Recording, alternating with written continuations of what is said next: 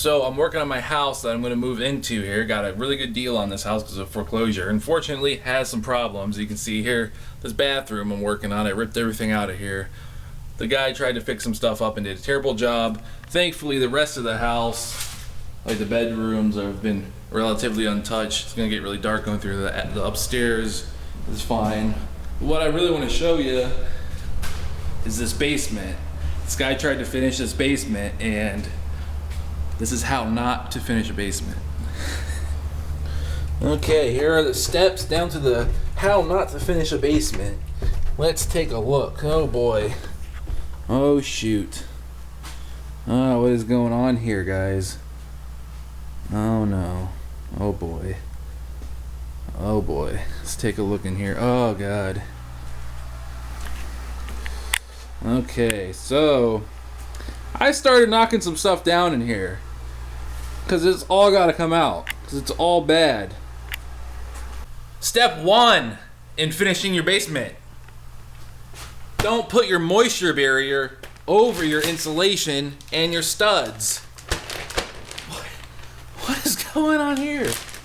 Oh boy. You know what that will cause. Oh, what do we got there? Oh, that's just beautiful.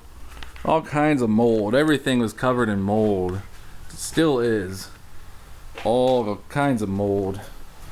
So this was a really kind of cool looking shower area.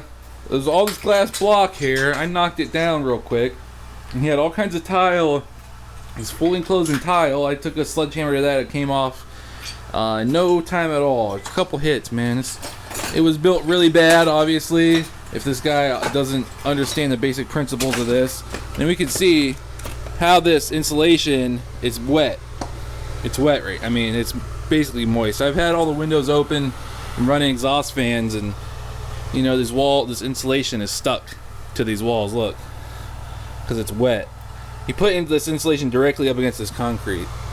It's terrible, terrible, terrible idea. This guy did not know what he was doing, and he cost me, you know, maybe, actually this is the reason I got this house for such a great price. But now I gotta come in here and knock all this crap out, knock out his Russian jacuzzi spa and all this tile that he spent all this money on, and knock it all out and throw it all in a dumpster. It's just terrible. You know, this corner is actually the dry, that's the dry side. If we come over here, this is the real bad stuff here. So over here in the back, basically the gutter's falling off the back of this house, and the water's coming right in here. And you can see this is worst case scenario.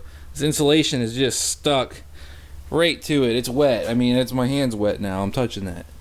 Well, this stuff is it's like soaked. And this corner is specifically atrocious. Specifically awful. And all these cabinets he spent a good penny on. Make a little kitchenette or something down here. There's mold all inside of them. I don't have a lot of light right here. This is a nice countertop. All this stuff. There's mold. Look at that mold right here.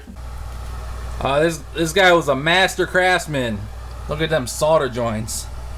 Oh yes. Oh yeah. That's beautiful stuff. That's beautiful. Dude, look at that. Oh my god, dude. Oh my god, what is going on? This dude's like, dude, you don't need to be trying to solder nothing. You know what? Let me show you something. The funniest part about that soldering job downstairs is that apparently he learned his lesson and he can't solder, so he got these little connectors. I've never even seen stuff like that. That's terrible. Oh boy. Oh man, he did this, and he's like, I can't solder. There's gotta be a better way. Yeah, but except I'm not gonna put drywall over that and expect that to last, you know, while I'm living here. So I'm gonna redo all that. If you're thinking about finishing your basement yourself, really need to do some real homework in thinking and planning to keep the water out of your basement and keep this type of atrocious disaster from happening to your basement.